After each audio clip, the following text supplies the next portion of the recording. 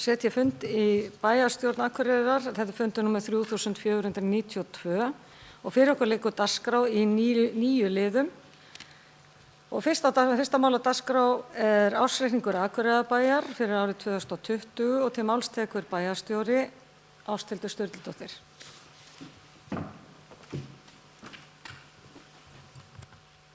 Forseti, ágætu bæjarfulltrúar. Ársreikningur Akureyrarbæjar fyrir árið 2020 var lagður fram og kynntur af endurskoðendum bæjarins í bæjarráði þann 15. apríl síðastliðinn og vísa þaðan til fyrri umræðu í bæjarstjórn. Ég mun hér á eftir fara yfir helstu stærðir ársreikningsins en hann er líkt og framkemur í skýrslu og áritun bæjarráðs og bæjarstjórnar gerður í samræmi við sveitarstjórnarlög, lög um ársreikninga, reglugerð um bókhald og ársreikninga sveitarfélaga sem og auglýsingar stjórnvalda um reikningsskil sveitarfélaga. Að sjálfsögðu er hægt að tína til ýmsar aðrar stærðir í slíkri upptalningu en ég vona hins vegar að þessi samantekt gefi nokkuð glögga mynd af fjárhagslegri stöðu sveitarfélagsins. Ársreikningurinn er settur fram samkvæmt reikningsskilum sveitarfélaga eins og áður sagði. Starfsemi bæjarins er skipt upp í 2 hluta, A-hluta annars vegar og B-hluta hins vegar. Til A-hluta telst starfsemi sem er fjármögnuð með skatttekjum, tekin frá jöfnunarsjóði og þjónustutekjum. Er að ræða aðalsjóð, fasteignir Akureyrarbæjar, framkvæmdamiðstöð og eignasjóð gatna. Til B-hluta sveitarfélagsins teljast fjárhagslega sjálfstæð fyrirtæki sem að hálfu eða meirihluta er í eigu sveitarfélagsins en rekstur þeirra er að stofnuninni til fjármagnaður með þjónustutekjum. Fyrirtækin eru félagslegar íbúðir, strætisvagnar Akureyrarbæjar, öldrunarheimili Akureyrarbæjar, bifreiðastæðasjóður Akureyrarbæjar, Hafnasamlag Norðurlands, Norðurorka, byggingarsjóður Náttúrufræðistofnunar og gjafasjóður öldrunarheimila Akureyrarbæjar og Hlíðarfjall sem fært var undir B-hluta 1. janúar 2019. Almennt má segja að rekstur samstæðu Akureyrarbæjar hafi verið þungur á síðasta ári meðal annars vegna COVID-19 heimsfaraldursins og launahekkana. Eins og niðurstöður ársreikningsins bera með sér var árið 2020 í samræmi við áætlanir. Rekstrartekjur A- og B-hluta voru samtals 27,6 milljarðar króna á árinu 2020 og skiptast þannig að skatttekjur útsvar og fasteignaskattur námu 12,9 milljörðum, framlög jöfnunarsjóðs sveitarfélaga námu rúmlega 3,9 milljörðum og þjónustutekjur voru tæplega 10,8 milljarðar króna. Tekjurnar eru 703 milljónum krónum hærri en gert var ráð fyrir fjárhagsáætlun og tæplega 600 milljónum krónum hærri en árið áður sem er vel því að í upphafi faraldursins óttuðust menn að framundan væri einhver mesta kreppa allra tíma. Það er svo sem ekki útséð með það. Enda erum við ekki búin að sjá fyrir endan á þessum heimsfaraldri. Rekstrargjöld samstæðunnar fyrir afskriftir, fjármunatekjur og fjármunagjöld námu 25,6 milljörðum króna en þar af voru laun og launauppgjöld án lífeyrisskuldbindingar rúmir 16,5 milljarðar. Áætlun ársins gerði ráð fyrir að launin yrðu 16,4 milljarðar, þannig að við vorum nokkuð nálægt í okkar áætlunagerð. Rekstrarniðurstaða fyrir fjármunatekjur og fjármunagjöld er því neikvæð 26,8 milljónir. Rekstrarniðurstaða ársins eftir fjármagnsliði og skatta er neikvæð 1612 milljónir króna á árinu 2020 en áætlun gerði ráð fyrir að hún yrði 1603 milljónir króna. Gjaldfærð lífeyrisskuldbinding samstæðunnar var töluvert hærri en áætlað var eða tæpur 1,1 milljarður í stað 842 milljóna króna í áætlun. Það er umtalsverð hækkun frá fyrra ári þegar skuldbindingin hækkaði 361 milljón króna. Þessi útgjaldaliður er ein mesta óvissan ár hvert í rekstri sveitarfélaga og má gera ráð fyrir að hún hækki umtalsvert á næstu árum með launahækkunum. Rekstur A-hluta bæjarins var ögn betri en áætlað var. Niðurstaðan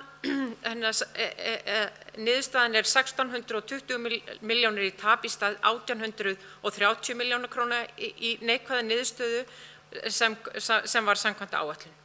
Þó skal nefna að aðalsjóður er enn rekinn með verulegu tapi þó svo það hafi verið 336 milljónum minna en áætlað var.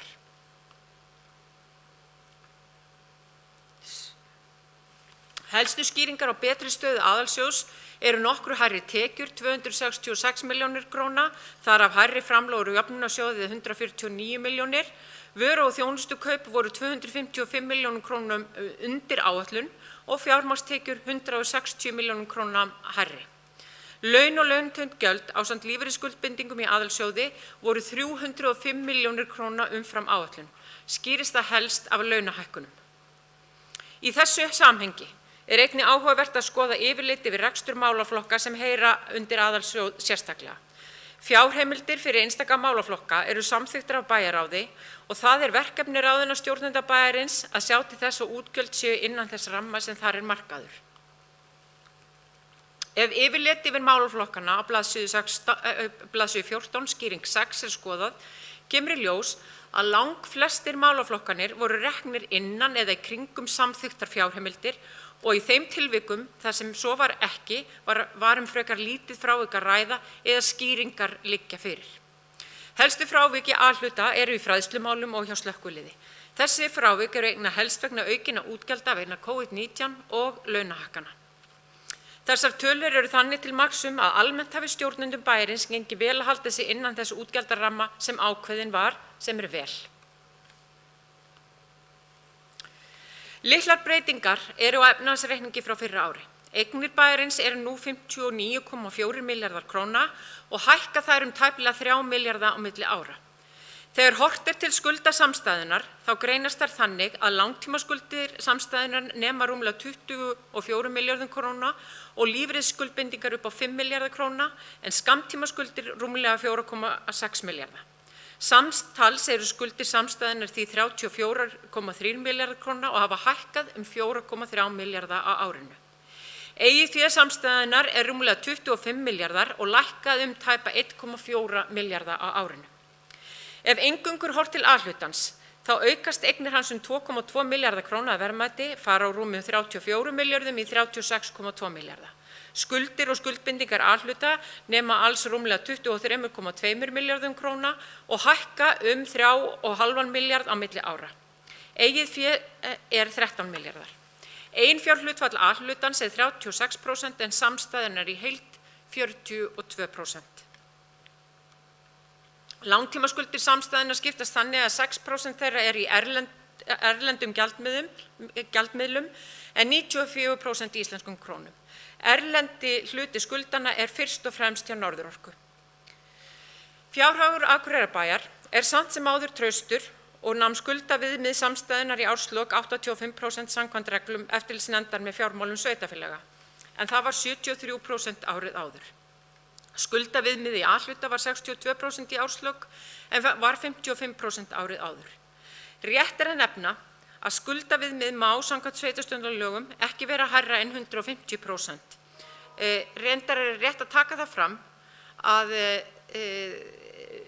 þetta ákvæði í sveitarstjórnarlögunum hefur verið tekið úr sambandi tímabundið út af COVID faraldursins en ég geri nú fastlega ráð fyrir að innan í það minnsta 2 ára verði það komið aftur á. En það rétt að hafa þetta sem viðmið áfram og að vera ekki að keyra fram úr öllu. En eins og ég segi, Akureyrarbær því langt undir því þó svo skuldaaukning hafi verið umtalsverð á árinu. Sjáu hérna skuldahlutfallið. Eina mikilvægustu kennitölu í rekstri sveitarfélaga að finna í sjóðstreymisyfirlitinu. Það veltufé frá rekstri. Sú tala gefur best til kynna getu sveitarfélagsins til framkvæmda og greiðslu langtímalána eftir daglegan rekstur. Veltufé frá rekstri hjá samstæðinu nam 2,3 milljörðum króna en 911 milljónum hjá A-hluta. Áætlunin hafði gert ráð fyrir tæplega 1,9 milljarða króna veltufé frá rekstri hjá samstæðinu. Veltufé frá rekstri árið 2020 í hlutfalli við tekjur nam 8,4% í samstæðinni og 4,4% í A-hluta. Árið áður voru hlutföllin 10,9% í samstæðinni og 7% í A-hluta. Þannig að þetta því miður ekki nógu góðar tölur. Fjárfestingarhreyfingar samstæðunnar námu samtals 3,9 milljörðum króna. Fjárfest var í varanlegum rekstrarfjármunum fyrir tæpa 3,9 milljarða sem var tæplega 500 milljónum krónum minna en áætlað var. Fjárfest var á sviði fræðslumála fyrir rúmlega 900 milljónir, meðal annars vegna leikskólans Klappa fyrir 357 milljónir og endurbætur á húsnæði Glerárskóla upp á 266 milljónir og húsnæði Lundarskóla og Rósenborgar fyrir 200 milljónir króna. Á sviði íþróttamála fyrir 176 milljónir króna, þar af tæpar 100 milljónir í þjónustuhús fyrir siglingaklúbbinn Nökkva. Í A-hluta var fjárfest samtals fyrir tæplega 1700 milljónir. Fjárfestingar hjá Norðurorku voru 1566 milljónir, meðal annars í hitaveitulögn frá Hjalteyri og í fráveitustöð í Bótinni á Akureyri. Hjá Hafnasamlagi Norðurlands var fjárfest fyrir 378 milljónir og í hafnamannvirkjum. Ég bendi á að það frekari sundurliðun á þessum verkefnum í skýringu 7 í ársreikningnum. Fjármögnunarhreyfingar samstæðunnar voru jákvæðar samtals 2.493 milljónir króna, en minna var tekið að lánum en áætlað var. Afborganir langtímalána námu rúmlega 841 milljón, en ný langtímalán námu 3.391 milljón króna. Handbært fé samstæðu sveitarfélagsins hækkaði 831 milljón króna á árinu og var rúmlega 2,5 milljarður króna í árslok 2020. Veltufjárhlutfall samstæðunnar var 1,23 í árslok og A-hlutans var það 1,55 í árslok og það mjög ásættanlegt í báðum tilvikum. Eins og hér hefur komið fram, þá gekk rekstur Akureyrarbæjar þokkalega í samanburði við áætlun á árinu 2020. Tekjurnar voru nokkuð hærri en áætlað var, eða 700 milljónir króna eða 2,6%. Útgjöldin hækkuðu verulega milli ára eða 1,9 milljarð eða 8%. Þrátt fyrir að rekstrarniðurstaðan sé ívið skárri en áætlað var og aðhaldsgætt í hvívetna hún samt sem áður óviðunandi. Hún eiginlega bara mjög vond. Rekstrarumhverfi síðasta árs hefur verið fullt af áskorunum og það hefur verið erfitt í ljósi COVID-19. Margt hefur breyst og sumt að breytast til framtíðar. Okkar helsta áskorun allt of hár launakostnaður eða 64% af útgjöldum okkar launakostnaður. Þá innrilega líka umtalsverður hluti rekstrarkostnaðar. Og ég held að áhrifin af launahækkunum á síðasta ári sé 1,4 milljarðar. Þannig við sjáum það hversu þungar launahækkanir eru á okkur og hversu hár stabbi launakostnaður á rekstrinu. Þrátt fyrir lítilsháttar betri niðurstöðu í A-hluta en áætlað var ljóst að hefðbundinn rekstur sveitarfélagsins í mjög þröngri stöðu og það verður að grípa til aðgerða til þess að lækka kostnað til framtíðar. Það verður ekki hægt að fjármagna reksturinn áfram með lánsfé. Það þarf að fækka verkefnum sveitarfélagsins, selja eignir og fækka starfsfólki. Svo einfalt það. Halli á rekstrinum eins og sá sem við kynnum hér í dag gengur ekki áfram. Rétt að taka fram að stórt skref hefur nú þegar verið stigið með yfirfærslu öldrunarheimila Akureyrar til heilsuverndar, en betur má duga skal. Á síðasta ári nefndi ég sérstaklega rekstur öldrunarheimila Akureyrar sem helstu ástæðuna fyrir miklum taprekstri. Þá var tapreksturinn 350 milljónir. Taprekstur öldrunarheimila Akureyrar á síðasta ári 537 milljónir og því ein helsta skýringin á miklum taprekstri Akureyrarbæjar. Rétt að taka fram að rekstur hjúkrunarheimila ekki lögbundið verkefni sveitarfélaga. Það verkefni ríkisins. Lengi hefur verið reynt að fá leiðréttingu út á gjöldum vegna rekstursins en ekkert hefur gengið. Það ekki vanhugsuð ákvörðun sveitarfélagsins að ákveða að reka ekki hjúkrunarheimilin áfram. Sú umræða hefur farið fram í sirka 7 ár eða lengur. Frá með 1. maí næstkomandi mun hjúkrunarheimilið Heilsuvernd taka við rekstri öldrunarheimila Akureyrar. Þá lýkur áratugalangri rekstrarsögu Akureyrarbæjar á stofnuninni. Ég veit að Akureyrarbær hefur gert vel í þessum efnum og öldrunarheimili Akureyrar í fararbroddi þegar kemur að öldrunarþjónustu. En það ein helsta ástæða þess að Heilsuvernd sóttist eftir því að reka stofnunina. Ég vil nota tækifærið og þakka frábæru starfsfólki öldrunarheimilanna fyrir samstarfið og óska ég þeim allsins besta. Ég hreykin af störfum ykkar og bæjarstjórnin öll. Þá vil ég senda Heilsuvernd árnaðaróskir á þessum tímamótum og óska þeim sömuleiðis allsins besta. Ég sannfærð að reksturinn í góðum höndum og þjónustan við íbúa mun síst verða verri enda fylgir rekstrinum okkar góða starfsfólk. Forseti, ágætu bæjarfulltrúar. Ég vil í lokin þakka stjórnendum og starfsmönnum Akureyrarbæjar fyrir gott samstarf á árinu 2020. Það hefur reynt verulega alla starfsemi okkar á undanförnu ári og það mun gera það áfram ef fram heldur sem horfir. Ég vil sérstaklega þakka fjármálastjóranum Dan Brynjarsyni og hans góða fólki á fjársýslusviði fyrir traust og gott samstarf og með sama hætti vil ég þakka endurskoðendum bæjarins, þeim Davíð Búa Halldórssyni og Níelsi Guðmundssyni og starfsfólki þeirra hjá Enor fyrir þeirra vinnu við frágang reikningsins og mjög gott samstarf á liðnu ári. En síðast en ekki síst, þá vil ég þakka ykkur, kæru bæjarfulltrúar, fyrir gott og ánægilegt samstarf þar sem af á kjörtímabilinu. Það alveg sérstaklega ánægilegt að vinna með svo góðri bæjarstjórn eins og ykkar Að lokum legg ég til að ársreikningnum verði vísað til bæjarráðs og síðari umræðu í bæjarstjórn að loknum umræðum hér á fundinum. Það er bæjarstjóri Ásthildur Sturludóttir lokið máli sínu. Orðið er laust. Sem enginn næst tekur til máls bæjarfulltrúi Hilda Jana Gísladóttir.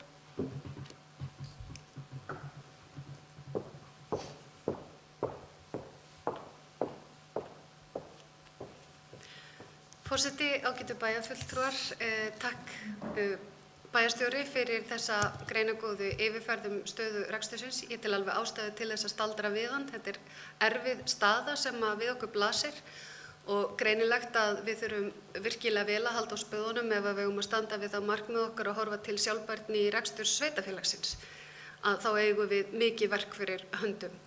Ég vildi samt líka, þetta eru ákveðin tímamót varðandi rekstur öldrunarheimila Akureyrar. Líkt og ég hef sagt áður, þá hefði ég viljað óska þess að við höfum náð að landa einhverju leið til þess að reksturinn hefði geta verið hjá Akureyrarbæ eða að minnstakosti hjá HSN. Ég vona auðvitað að með nýjum rekstraraðila verði ekki skert þjónusta og það mun ekki bitna á íbúum öldrunarheimilina. En mér líður ekki rosalega vel með þetta eins og ég hef áður sagt hér að þá hefði ég viljað sjá þetta fara öðruvísi. En á samaskapi var þetta algjörlega nauðsynlegt skref hjá bæjarstjórn Akureyrarbæjar. Það eru fleiri verkefni sem við þurfum síðan að skoða í heild sinni og samstiga, bæði til þess að auka tekjur og draga úr kostnaði. Takk fyrir. Það er bæjarfulltrúi Hilda Jana Gísladóttir lokið máli sínu. Orðið er laust. Næst tekur til máls bæjarfulltrúi Guðmundur Baldvin Guðmundsson.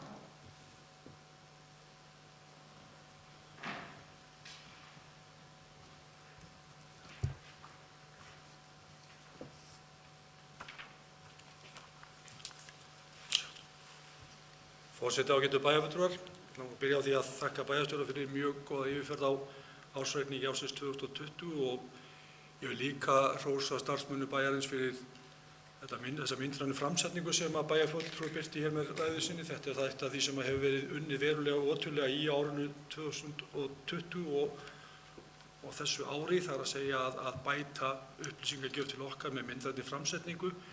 Og það er vel og ég sjá það bara í þeim gögnum sem við höfum nú aðgang að þetta gerur okkur mjög mun betra að fylgjast með rekstrinum á hverjum tíma. Þannig að ég vil bara hrósa starfsmönnum og Ásthildi fyrir þessa vinnu.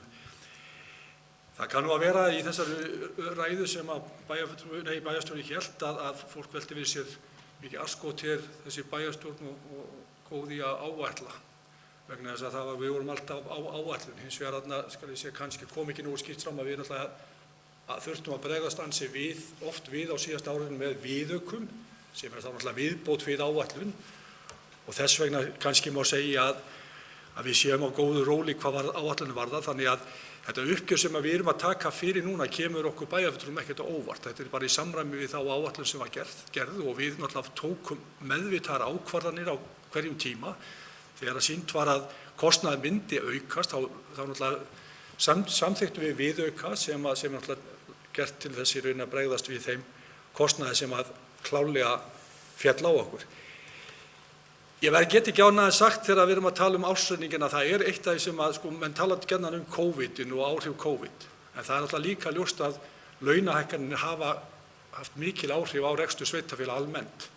Við erum að sjá þarna í þessum tölum okkar að launakostnaður að aukast og bara sem hlutfall af rekstrartekjum þá erum við að tala 4–5% og það þýðir bara 1 milljarð króna sem að launakostnaður aukast umfram rekstrartekjurnar.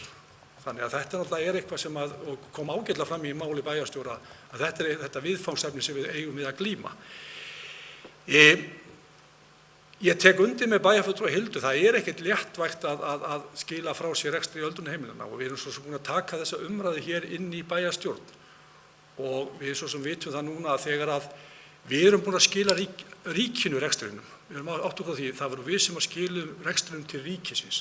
Það síðan ríkið sem semur við heilsuvernd, bara þannig að fólk sé alveg meðvitað það að við höfum ekkert hlutast til það hver tekur við rekstrinum. Bæjarfulltrúi Hilda minntist á að kannski hefði verið betra að HSN-tæki við rekstrinum og það var akkúrat það sem var stefnt á síðasta ári og hefði kannski verið farsælasta lausnin. Það var líka svo aðferð sem var beitt bæði fyrir austan og í Vestmannaeyjum.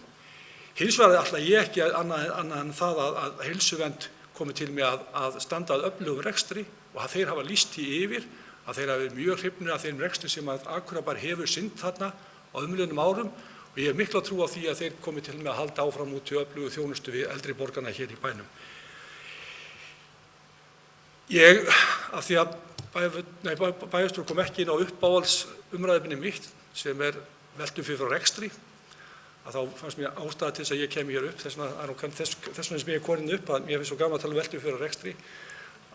Það eitt sem að vísu kom með það hjá samstæðunni, það var í 8,5%, 8,4%, það 4,4% hjá A-hlutanum og við vitum það eins og þið vitið að bæjarfulltrúar að við höfum alltaf talað um að 7,5% lágmarkið. Það svoleiðis að veltum fyrir rekstri sem hlutfall af rekstrartekjum hefur aldrei verið lægra á þessari öld hjá A-hlutanum, það sé 4,4%. Og þetta svona svipað kannski og það aðeins lakar heldur en á hrunárinu 2008. Þannig að þetta eru alvarleg staða og við vitum það að við þurfum í rauninni að bregðast við.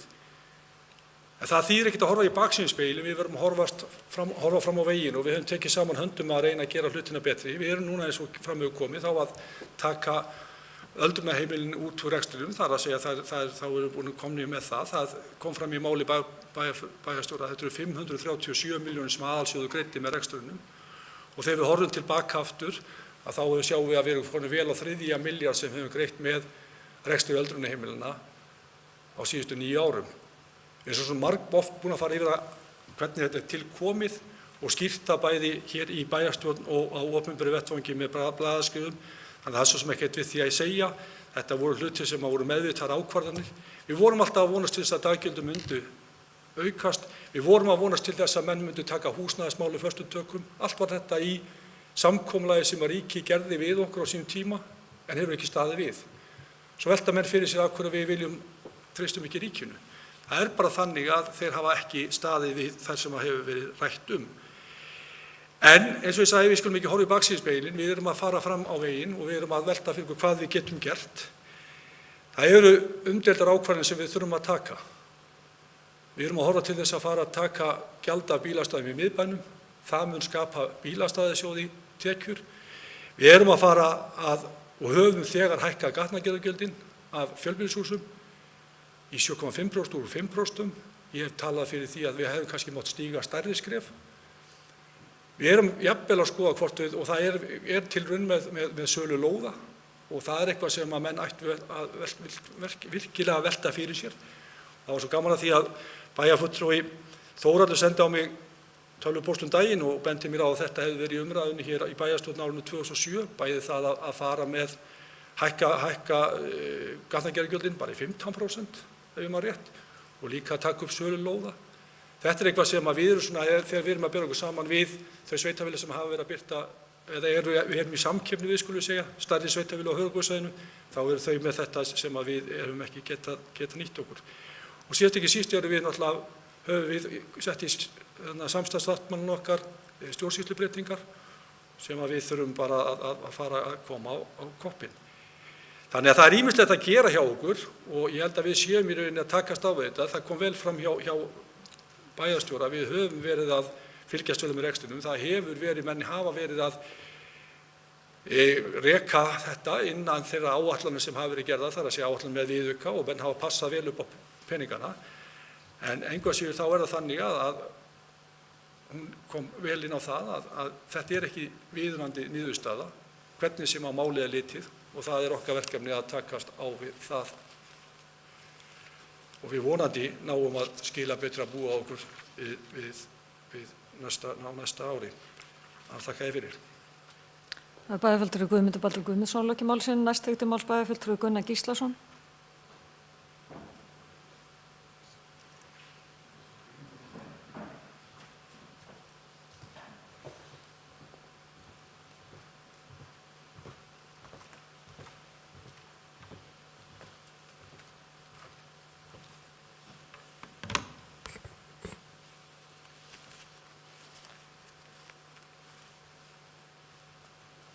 Allt fast hérna.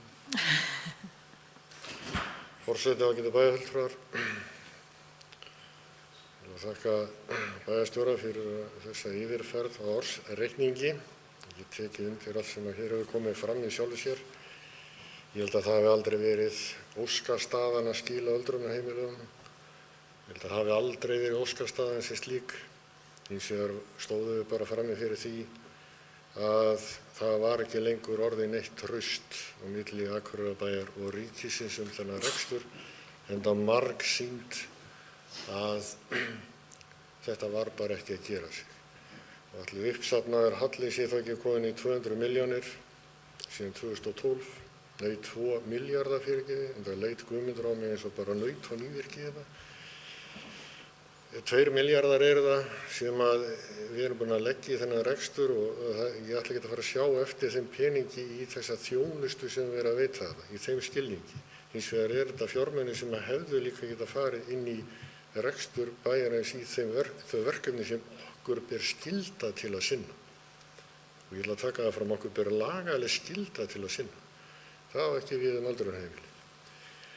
Og mér langar aðeins bara til að orða það því að það hefur verið vippað hérna upp á akureyri.net greinum frá fyrrverandi þingmanni það hvort að einkafyrirtæki hafi náð betri samningi en Akureyrarbær um rekstur öldrunarheimila. Ef svo þá lýsir það ekki stöðu Akureyrarbæjar, það lýsir það bara vilja og áformum ríkisins, sjúkratrygginga og annarra sem að því koma. Og ég held að það sé bara mjög fljót, þessu bara sé mjög fljót svarað. Því að það er búið að margreyna á þessi samskipti og samninga þennan rekstur og það gengur hvorki né rekur. Og ég sé ekki betur á umfjöllun fjölmiðla ummæli rekstraraðila hjúkrunarheimila í dag að þetta sé bara allt í mjög slæmu standi og þetta er bara stórt verkefni fyrir ríkisstjórn, núverandi ríkisstjórn og komandi ríkisstjórn að vinna í og leysa. En þetta er kannski hluti af þessum halla sem við erum að tala á bæjarsjóði núna og ég miklu gjarnar á það að horfa inn í A-hlutann frekar en samstæðin. Og ástæðan er bara einfaldlega sú að þar erum við að taka ákvarðanir þjónustu. Við erum að taka ákvarðanir það hvað er gert.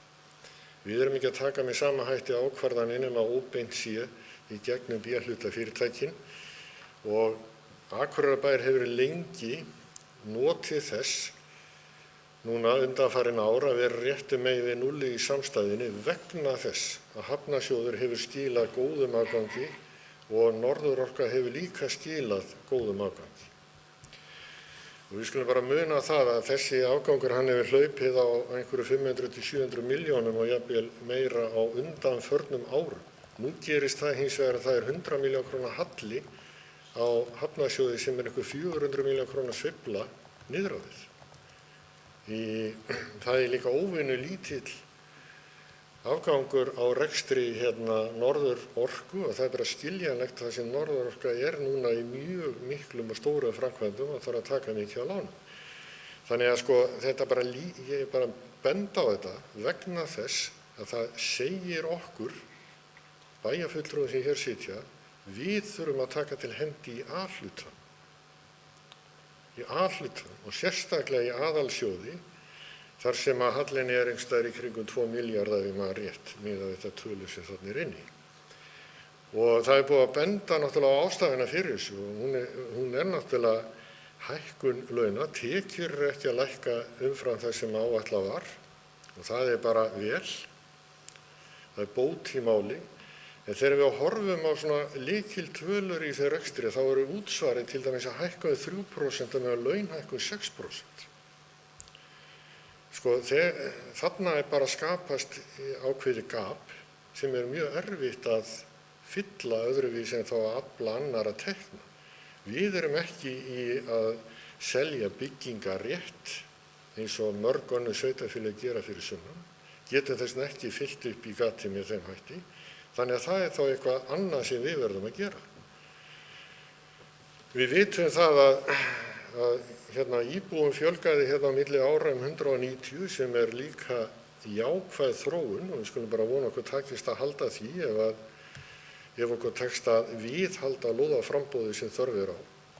En á sama tíma þá stöðugildum að fjölga 14 sem reyndar 14 og mikið vegna þess að við ætluðum ekki að fjölga í neitt miðað við það sem ársreikningur segir, bara í A-hlutanum. Þetta heldur minni fjölgun heldur en á síðasta ári. En að hluta til það tilkomið vegna COVID-stöðunar. Við gerum okkur alveg grein fyrir því. En þetta líka eitthvað sem við verðum bara að takast á við og það kannski stóra verkefnið okkar. Hvernig við eigum að draga úr launakostnaði því að þar liggur bara hundurinn grafinn. Og ef við horfum í staðinn fyrir að horfa á þetta sem hlutfallstölur, þá hækkar þá til þess mismunur á launakostnaði útsvari í dag. Hann 1737 milljónir. Hann tæpir 2 milljarðar. Einhver tíma hér áður þá var talað það að útsvar og launakostnaði þyrfti að spila svona saman og þetta var kannski munur upp á 500 til 700 milljónir árum áður. Var miklu minna til þess árið 2013, 12 og 11 þegar launahækkanir voru litlar en útsvar hækkaði meira. En við þarna bara við getum ekki haldið svona áfram og þess vegna þurfum við að grípa til einhverja sérstakra ákvarðana. Að því að bæjarfulltrúi Guðmundur hefur gaman að tala veltufé fyrir rekstri, en það náttúrulega skiljanlegt því að þetta náttúrulega þeir fjármuni sem við getum nýtt til framkvæmda. Við erum náttúrulega að auka skuldir vegna þess að við ákveðum að draga ekki úr framkvæmdum heldur að auka í, þannig að við erum að setja 1700 milljónir í framkvæmdir fasta eða fjárfestingar, réttar sagt. Við erum með 911 milljónir til að mæta því. Augljós skuldasöfnun og ekkert annað. Og það var meðvitað gert. En eins og bæjarstjóri kom inn á þá var hækkaði skuldahlutfalli kannski ekki mikið miðað við fjárhagsleg viðmið til dæmis í A-hlutana, fer upp í 62% úr 55 á síðasta ári. Það bara jákvætt, en þetta fljótt að fara ef við ætlum að halda þessari stöðu áfram. Þannig að það bíður okkar gríðarleg vinna hvað þetta varðar. En það var bara einn ljós punktur í þessum ársreikningi fannst mér eða svona einn af fáum og það var veltufjárhlutfalli sem allt í einu 1,55 sem svona dæmi það að lausafjárstaðan þannig lagað í þokkalegu lagi hjá okkur og í bara góðu lagi þetta nú eiginlega hæsta veltufjárhlutfall sem ég sé síðan 2005 sem dálítið merkilegt í þessari stöðu en bara jákvætt. En stóru skilaboðin náttúrulega þau að ef við ætlum ef þetta sveitarfélag að vera sjálfbært, þá þurfum við að ná A-hlutanum á réttan kjöl og við getum ekki lengur treyst á B-hlutan til að jafna hallan á A-hlutanum út. Það bara ekki lengur hægt. Þannig að verkefnin bíða okkar. Takk. Bæjarfulltrúi Gunnar Gíslason lokið máli sínu, orðið laust. Ætla að biðja varaforsetinn að taka við stjórninu og gefa mér orðið.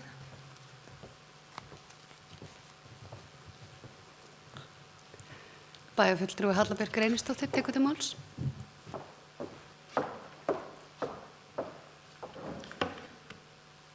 Forseti, ágætu bæjarfulltrúar, ég ætla svo sem ekki að lengja þessa umræðu, ég get tekið undir með öllum þeir sem hafa komið upp á undan mér.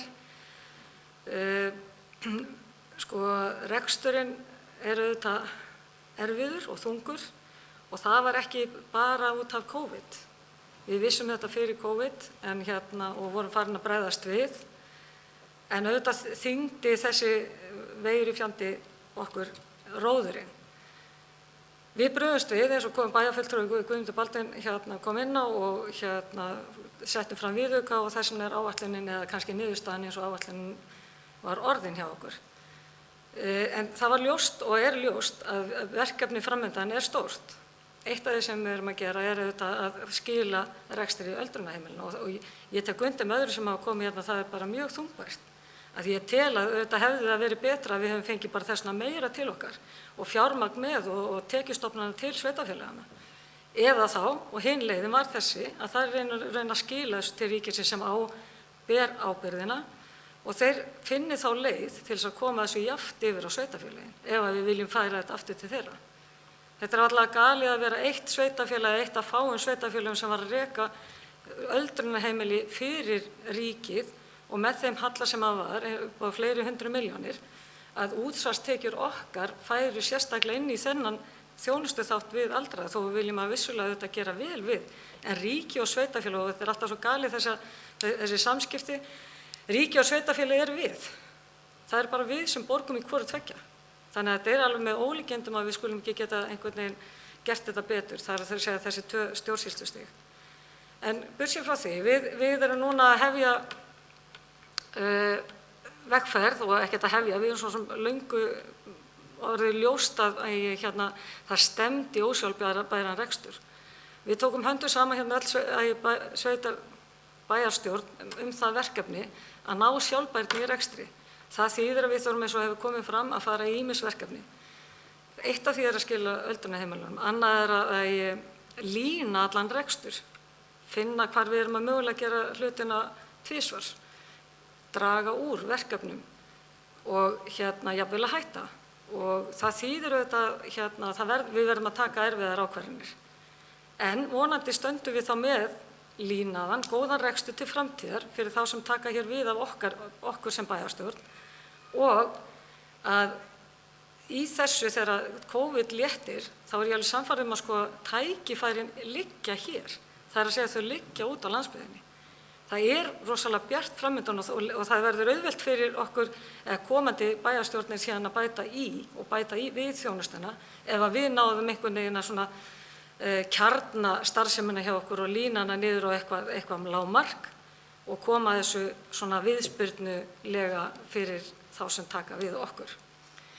Og mér langaði bara svona aðeins að koma inn á bara þessi teikn sem er á lofti svona, já, ég held að ferðaþjónustan, hún á eftir að breytast. Það er að segja þegar hún byggist aftur upp, þá á hún eftir að breytast. Fólk á eftir að vilja ferðast, hef ég trú á, miklu frekar til svona strjábýlli staða og þar með þá Norðurlands og landsbyggðarinnar allar. Þannig að við höfum eftir að njóta góðs af því. Við höfum eftir að njóta góðs af því að fólk getur unnið hvar sem er. Fólk er í auknum mæli að leita sér í búsetukosti þar sem eru ákveðin svona lífsgæði og ekki þetta stress og ekki þetta fjölmenni. Það sýna rannsóknir annars staðar frá og þessi bylgja er hafin. Það þýðir að væntanlega Akureyri bara svona ídeal staður. Við erum með alla þjónustu en samt pínulítill bær. Og búum við ótrúlega lífsgæði, það er 5 mínútur hérna á skíði, það er 5 mínútur í golf og það er 5 mínútur í allt, nánast. Þannig að ég held að framtíðin sé mjög bjart fyrir Akureyri og þrátt fyrir þessa niðurstöðu ársreiknings, þá ætla ég bara að leyfa mér að vera bjartsýn.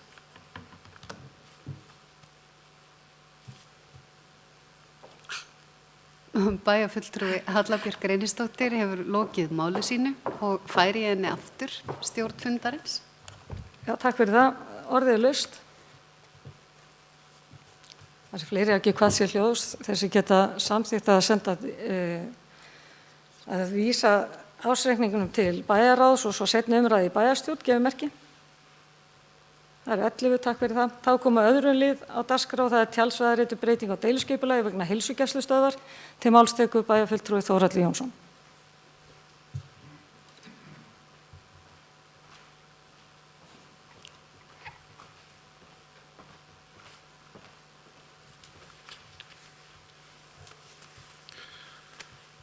Forseti, ágætu bæjarfulltrúar. Þetta er liður 11 í fundargerð skipulagsráðs dagsetið 31. mars 2021. Lagðar eru fram 3 tillögur að breytingu á deiluskipulagi tjaldsvæðisreits við Þórunnarstræti sem að felur í sér afmörkun lóðar fyrir 1700 fermetra heilsugæslu á norðvestur hluta svæðisins, þar sem nú eru bílastæði. Að auki gert ráð fyrir stækkun hótellóðar, nýrri viðbyggingu af vestur hluta hótelsins, aðkoma frá Þingvallastræti færist til vesturs og aukbreytinga varða afmörkun bílastæða, gangstétta og fleira. Skipulagsráð leggur til við bæjarstjórn að breyting á deiluskipulagi merkt útgáfa C verði auglýst samkvæmt 1. málsgrein 41. greinar skipulagslaga nr. 123 frá 2010. Takk. Það er bæjarfulltrúi Þórhall Jónsson lokið máli sínu, orðið er laust.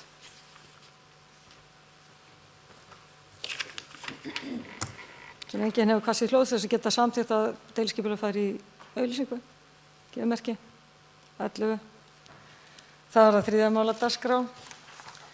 Það er Dalsbraut Káaheimili umsókn skipulag. Til máls tekur bæjarfulltrúi Þórhall Jónsson. Forseti, ágætu bæjarfulltrúar. Að sé nóg að gera í skipulagsmálum svona ákveðin hagvísir, segi ég. En liður 13 í fundargerð skipulagsráðs dagsett 31. mars 2021. Erindi dagsett 17. mars 2021 þar sem að Ingólfur Guðmundsson fyrir hönd Káa, Knattspyrnufélags Akureyrar, sækir breytt deiluskipulag fyrir íþróttasvæði Káa við Dalsbraut. Fyrirhugað er að snúa núverandi byggingareitum fyrir knattspyrnuvöll og áhorfendastúku 90 gráður og bæta við byggingareit fyrir byggingu sem tengi saman áhorfendastúku frá vestri við núverandi íþróttahús.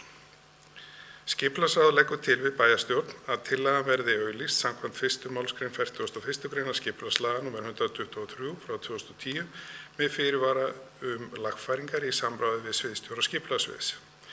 Sindri Kristjánsson S-lista óskaði bókað þann 9. janúar síðastliðinn var undirrituð í Káaheimilinu viljayfirlýsing milli Akureyrarbæjar og Knattspyrnufélags Akureyrar. Í viljayfirlýsingunni var Káa meðal annars heimilað að vinna nýtt deiluskipulag á félagssvæði Káa við Dalsbraut og afrakstur þessara vinnu liggur nú fyrir. Hagsmunir bæjarins í heild liggja í því að uppbygging á Káasvæðinu hefjist sem fyrst þar sem að leið og sú vinna hefst fyrir álveru hægt að hefja endurskipulagningu svæðisins þar sem að Akureyrarvöllur staðsettur núna. Á því svæði liggja gríðarleg tækifæri til framtíðar og brýnt að horfa til þeirra vinnu. Brýnt að koma þeirri vinnu af stað sem fyrst. Skipulagning og uppbygging á Káasvæðinu því lykillinn að frekari uppbyggingu í hjarta Akureyrar á einu af verðmætasta byggingasvæði bæjarlandsins. Takk. Það er bæjarfulltrúi Þórhall Jónsson lokið máli sínu, orðið er laust. Það sem enginn hefur kastið hljóð þess að geta samþykkt að deiliskipulag fari í auglýsingu gefur merki. 11. Þá koma 4. liður á dagskrá, Sómatún 29 umsókn skipulag. Til máls tekur bæjarfulltrúi Þórhall Jónsson. Forseti, ágætu bæjarfulltrúar. Sómatún 29, liður 24 í fundargerð skipulagsráðs dagsett 31. mars 2021. Það sem að tekið fyrir erindi dagsett sama dag, þar sem að Steinmar Heiðar Rögnvaldsson fyrir hönd BF bygginga sækir breytt deiluskipulag lóðar nr. 29 við Sómatún til samræmis við bókun skipulagsráðs frá 13. janúar 2021. Í breytingunum felst að í stað einbýlishúss á 2 hæðum verði heimilt að byggja 3 íbúða raðhús á 1 hæð. Flatarmál hússins verður 406 fermetrar í stað 230 fermetrum en hámarkshæð fer úr 7,6 metrum niður í 4,6 metra. Skipulagsráð leggur til við bæjarstjórn að tillagan verði auglýst samkvæmt 1. málsgrein 41. greinar skipulagslaga nr. 123 frá 2010. Takk. Það er bæjarfulltrúi Þórhall Jónsson lokið máli sínu, orðið er laust. Sem enginn hefur kastið hljóð þess að geta samþykkt að skipulagi fari í auglýsingu gefur merki. 11. Koma á 5. lið, Kollugerðishagi, rammaskipulag. Til máls tekur bæjarfulltrúi Þórhall Jónsson. Forseti, ágætu bæjarfulltrúar. Kollugerðishagi. Þetta liður 2 í fundargerð skipulagsráðs dagsett 14. apríl 2021. lögð fram tillaga skipulagslýsingu samkvæmt 1. málsgrein 30. greinar og 1. málsgrein 40. greinar skipulagslaga nr. 123/2010 fyrir skipulag á nýju íbúðasvæði vestan Borgarbrautar. Skipulagsráð leggur til við bæjarstjórn að lýsingi verði samþykkt samkvæmt 1. málsgrein 30. greinar og 1. málsgrein 40. greinar skipulagslaga nr. 123/2010 og að sviðsstjóra skipulagssviðs verði falið að kynna hana fyrir íbúum og öðrum hagsmunaaðilum. Takk. Það er bæjarfulltrúi Þórhallur Jónsson lokið máli sínu, orðið er laust. Næst til máls bæjarfulltrúi Sóley Björk Stefánsdóttir.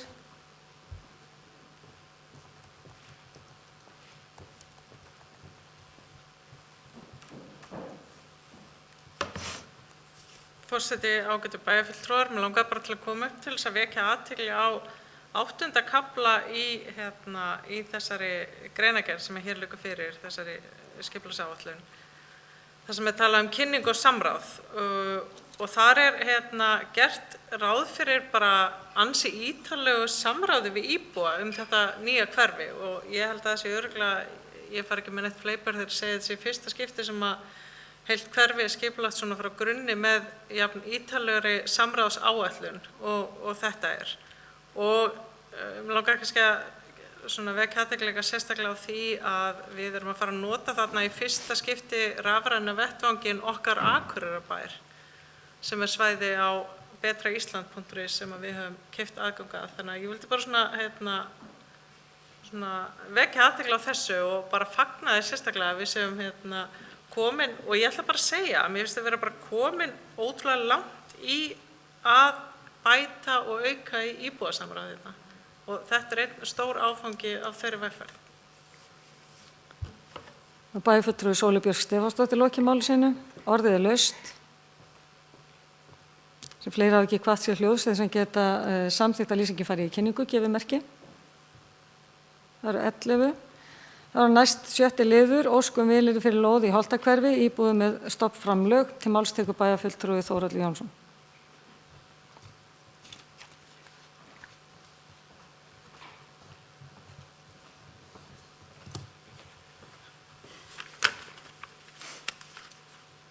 Forseti, ágætu bæjarfulltrúar. Liður 29 fundargerð skipulagsráðs dagsetið 31. mars 2021. Erindi Ómars Guðmundssonar dagsett 27. mars 2021 fyrir hönd Bæjartúns íbúðafélags HSES þar sem óskað er eftir vilyrði fyrir lóð í Holtahverfi fyrir stofnframlagsverkefni Bæjartúns. Í reglum lóðaveitingar getur skipulagsráð í sérstökum undantekningartilfellum veitt vilyrði fyrir úthlutun lóða án auglýsingar að fengnu samþykki bæjarstjórnar.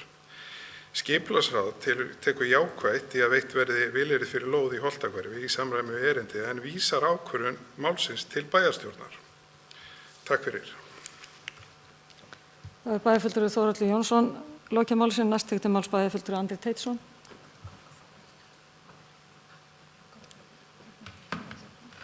Forseti, ágætu bæjarfulltrúar. Mér finnst þetta eilítið óheppilegt mál og ætla að sitja hjá og trúlega líka forsetinn okkar, það er að segja bæjarfulltrúi Hallabjörg, og við leggjum fram svohljóðandi bókun. Við teljum æskilegt að allir sitji við sama borð þegar kemur að úthlutun lóða, ekki síst þegar staðan er eins og þessar mundir á Akureyri að mikil eftirspurn er eftir byggingarlóðum. Við getum því ekki stutt að einum aðila verði veitt vilyrði lóð núna en teljum eðlilegt að hann sæki lóð þegar kemur að úthlutun og lúti þá reglum sveitarfélagsins líkt og aðrir. Takk. Það er bæjarfulltrúi Andri Teitsson lokið máli sínu, orðið er laust.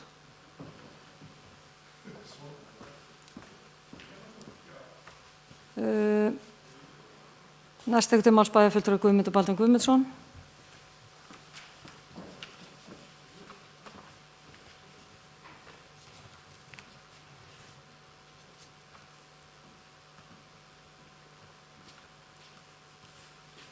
Forseti, ágætu bæjarfulltrúar. Ástæðan fyrir þessar umsóknir sem við erum að fjalla hér í dag er vegna þess að viðkomandi fyrirtæki sóttu til bæjarins stofnframlög vegna byggingu almenna leiguíbúða og í rauninni er að sækja til Húsnæðis- og mannvirkjastofnunar þar sem að og eru búin að fá þá vilyrði frá bæjaráði og Akureyrarbæ að við séum tilbúin að veita þeim stofnframlag. Hins vegar hefur Húsnæðis- og mannvirkjastofnun í raun sett það sem skilyrði að þeir hafi vilyrði fyrir lóð. Við náttúrulega erum að taka núna hér Holtahverfisreitin í gagnið og vonandi verður það. Við værum þá ekki að gera annað en heldur bara veita þeim vilyrði á lóðinni, það er að segja lóð í Holtahverfi í samræmi þeirra umsókn. Og það náttúrulega byggist á deiliskipulagi og úthlutun lóða í Holtahverfinu. Hins vegar það þannig í úthlutunarreglunum okkar, það þannig að umsækjendur vegna stofnframlaga njóta forgangs við lóða úthlutun þegar að ræða úthlutun á fjölbýlishúsalóðum. Þannig að í sjálfu sér það þannig að ef við hefðum lóðirnar og ef lóðirnar væru komnar til úthlutun þá var ljóst að þeir myndu njóta forgangs umfram aðra vegna þess að hér stofnframlags íbúa ræða og eitt af því sem við höfum náttúrulega lagt áherslu á það að reyna að fjölga byggingu ódýrra leigu íbúða og það hefur við verið að gera með samstarfi við Bjarg og Brynju húsfélag og nú þá þetta fyrirtæki komið með umsókn. Þannig að ég sé bara ekki alveg hvernig við eigum af hverju við ættum að hafna þessu. Ég er búinn að ræða þetta við sviðsstjóra fjársýslusviðs og ástæðan fyrir þessu bara þessi óbilgjarna ósk Húsnæðis- og mannvirkjastofnunar að þau verða að vera með vilyrði, þá við minnstu að setja þá vilyrði. Þetta ánáttúrulega að við fara gegnum nálarauga á Húsnæðis- og mannvirkjastofnunar en hins vegar þannig að ef viðkomandi fyrirtæki hefur ekki vilyrði þá mun þetta frestast þá væntanlega 1 ár, þessi byggingaráform þeirra, kannski ekki mikill skaði skeður en hins vegar það sé ég ekki alveg fyrir mér annað en við fljótt á lítið að við af hverju ættum að hafna þessu. En þetta er óvenjulegt mál, þetta er aldrei komið svona mál inn til okkar hér í umræðum, þannig að þetta er pínu svona, maður er pínu svona svolítið óöruggur þegar við erum að taka afstöðu, en ég ræddi þetta þess við sviðsstjóra fjársýslusvið og sá ekki alveg, og hann sá ekki ástæða beint af hverju ættum að neita þessu, en ég vildi bara koma því á framfæri. Takk. Það er bæjarfulltrúi Guðmundur Baldur Guðmundsson lokið máli sínu, næst tekur til máls bæjarfulltrúi Gunnar Gíslason.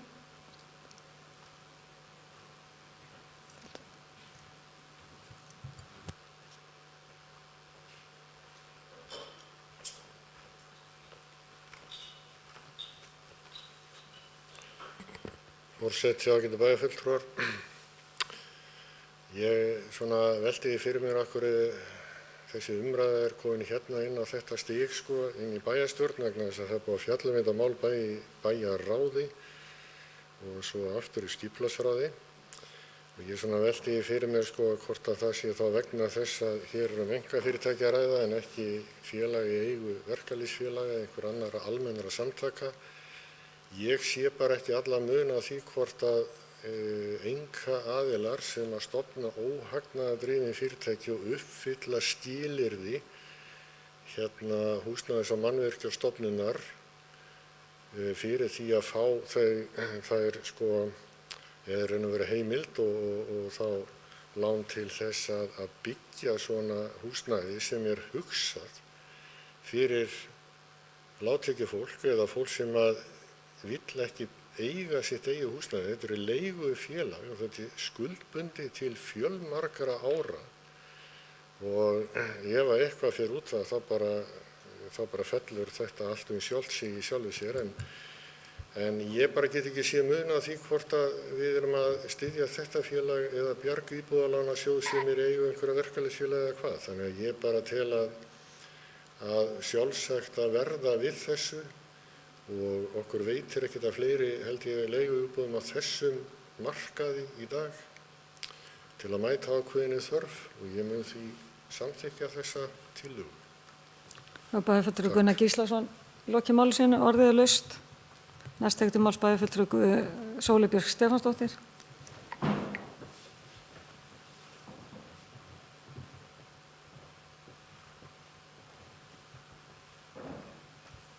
Forseti, ágætu bæjarfulltrúar, ég kem nú bara rétt til þess að segja ég styð þessa tillögu og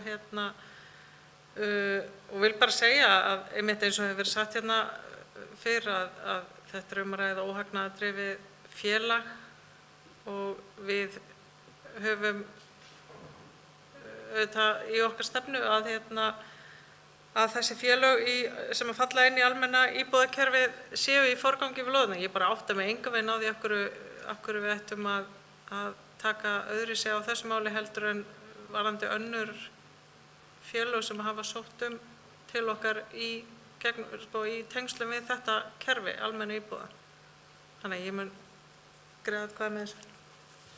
Það er bæjarfulltrúi Sóley Björk Stefánsdóttir í loki máli sínu. Orðið er laust. Næst tekur til máls bæjarfulltrúi Andri Teitsson. Forseti, ágætu bæjarfulltrúar, eins og hefur komið fram þá er þetta óvenjulegt mál og kannski einstakt og alveg þess virði held ég að ræða svo litið hér.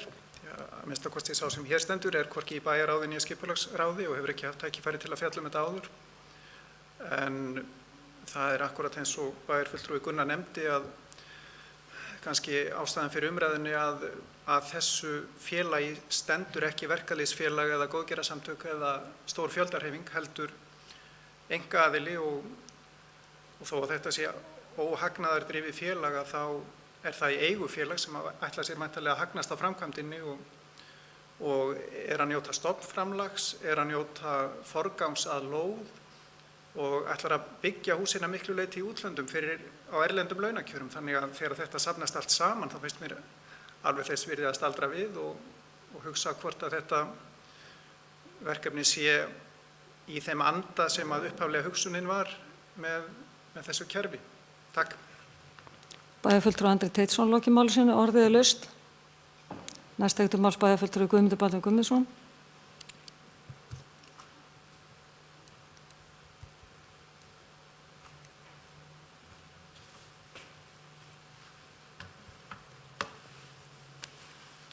Forseti, ágætu bæjarfulltrúar. Það er kannski svolítið gaman að fá inn svona, ég bað því vorum að tala um alltaf þessu leiðilegu fundir hérna í bæjarstjórn og við erum aldrei að tala um neitt sem máli skiptir, en nú fáum við alltaf inn mál sem við þurfum að velta fyrir okkur og fara fram og tilbaka. Það er náttúrulega auðvitað, eins og bæjarfulltrúi Andri segja, þetta er í rauninni svona óvanlegt mál og það hefur komið alveg fram. Ég meina þarna erum við náttúrulega líka að þetta er svolítið svona sérstætt að hér eru náttúrulega verið að sækja 10 íbúða byggingu, 6 af þessum íbúðum eru óhagnaðardrifinnar og 4 á almennum leigumarkaði. Þetta er svolítið öðruvísi líka, ég viðurkenni það alveg. Hins vegar er það þannig að ástæðan fyrir þetta kemur hingað er það að það er ekki lóðið til úthlutunar, skipulagsráð tekur þetta mál fyrir og þeir taka jákvætt í erindið.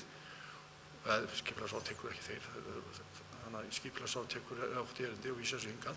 Vegna þess að það þarf samþykki bæjarstjórnar samkvæmt úthlutunarreglunum ef að þeir geta ekki úthlutað fram hjá reglunum eða sem sagt nema með samþykki bæjarstjórnar, jafnvel þó að þeir hafa forgang en að veita slíkt vilyrði þegar lóðir ekki til staðar og eru í væntanlegri úthlutun að þá þarf þetta að koma hérna inn til samþykktar í bæjarstjórn.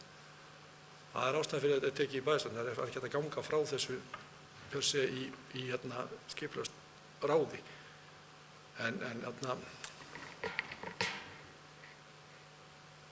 Þannig er máli vaxið. Það er bæjarfulltrúi Guðmundur Baldvin Guðmundsson loki máli sínu. Betra að setja grímuna aðra málapar. Orðið er laust. Sem fleiri ef ekki hvað sé hljóðs þeir sem geta samþykkt þetta gefur merki. Það er 9. Einhverja móti, engin og 2 sitja hjá. Þá er komið að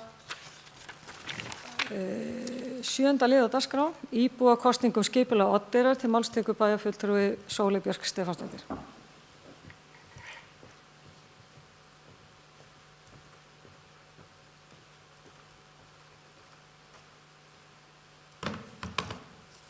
Forseti, ágætu bæjarfulltrúar, það er að ræða lið 4 í fundargerð bæjarráðs dagsetri 15. apríl 2021.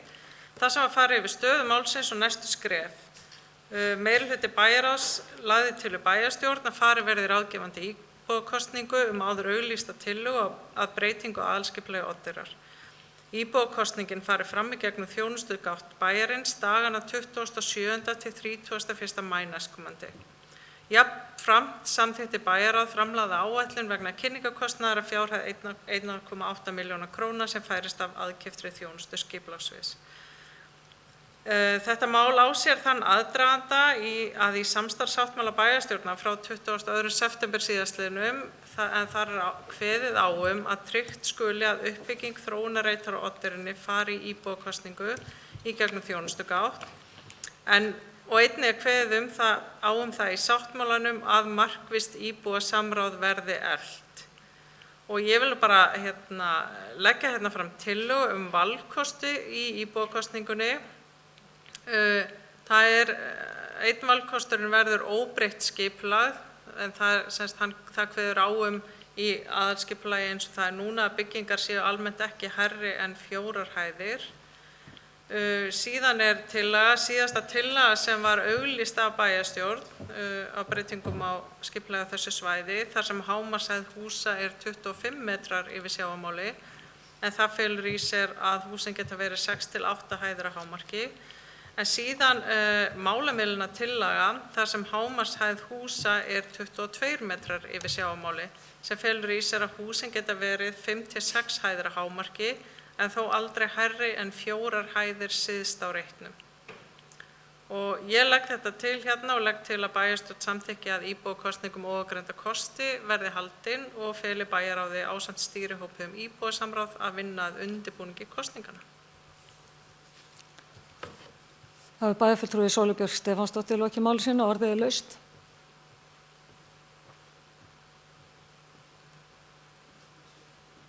Næst máls bæjarfulltrúi Hlynur Jóhannsson.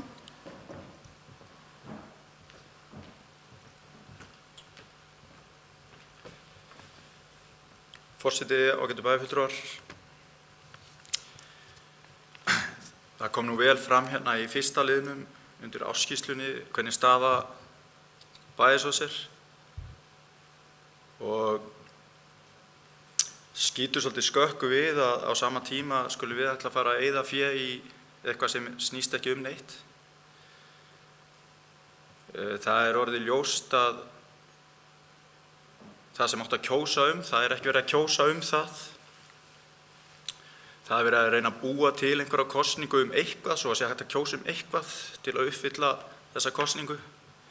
Mjög sérstakt mál. Það ætti raun og veru ekki að vera hérna inni til umræðu einu sinni.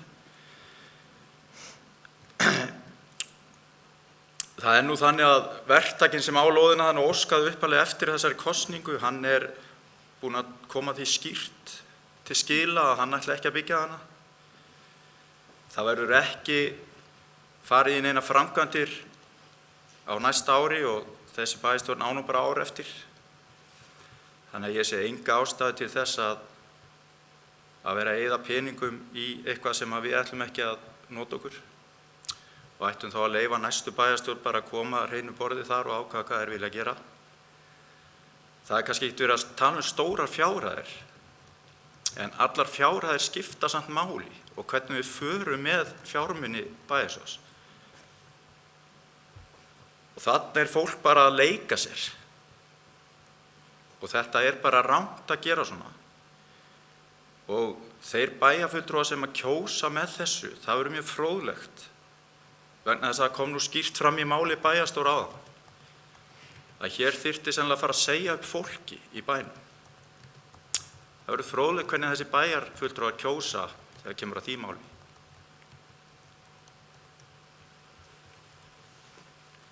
Ég bara vonast til þess að þetta verið fellt og við hættum við þetta.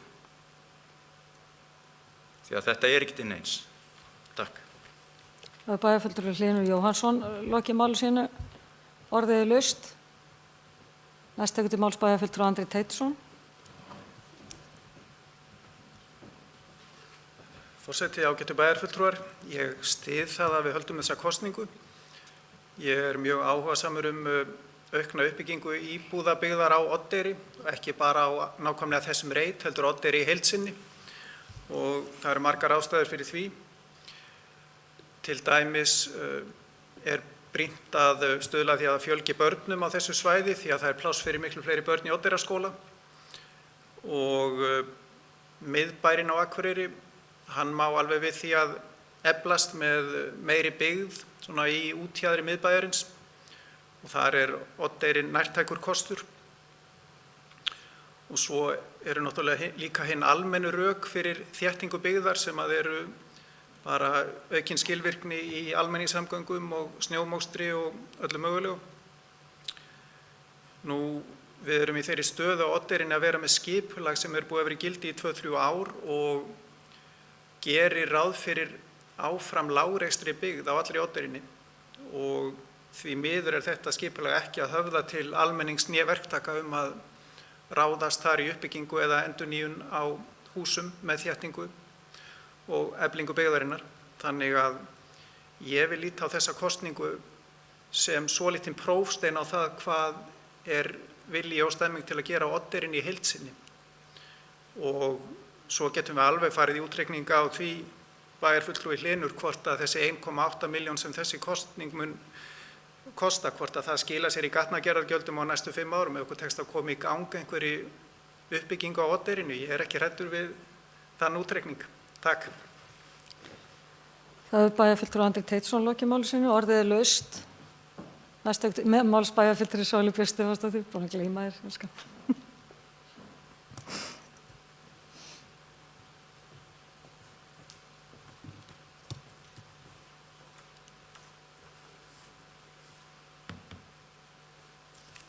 Forseti, ágætu bæjarfulltrúar.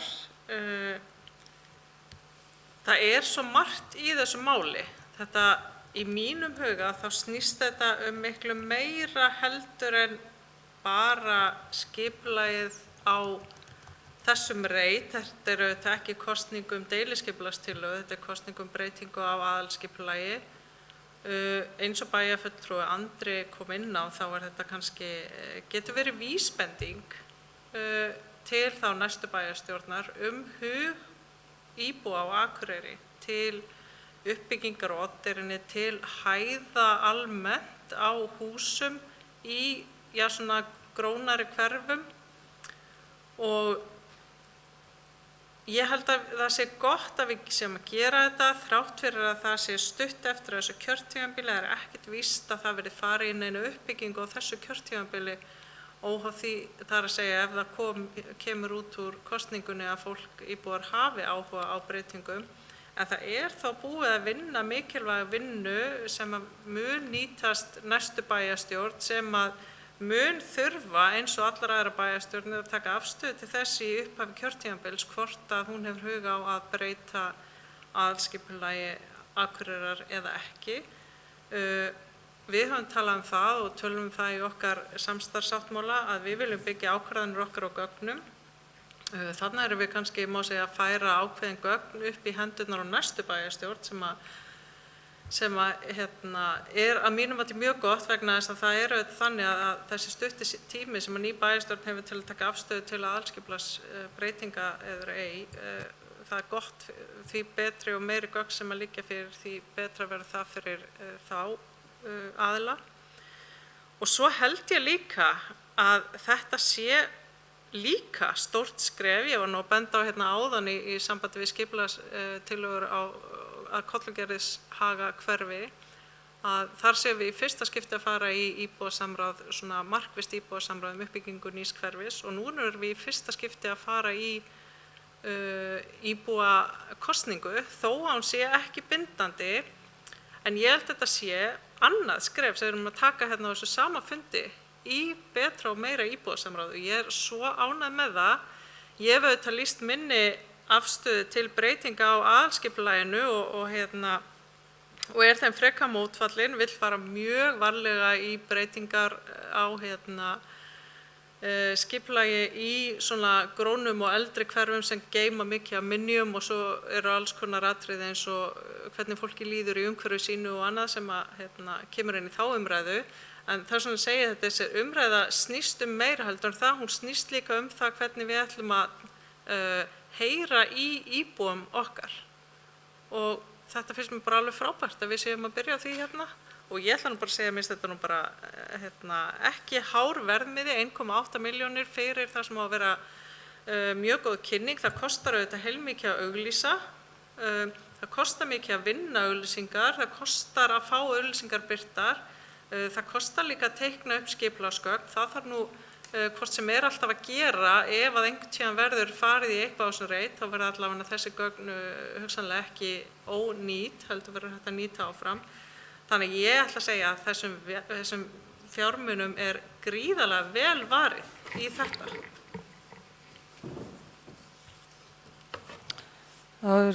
bæjarfulltrúi Sóley Björk Stefánsdóttir lokið máli sínu. Næst tekur til máls bæjarfulltrúi Hlynur Jóhannsson.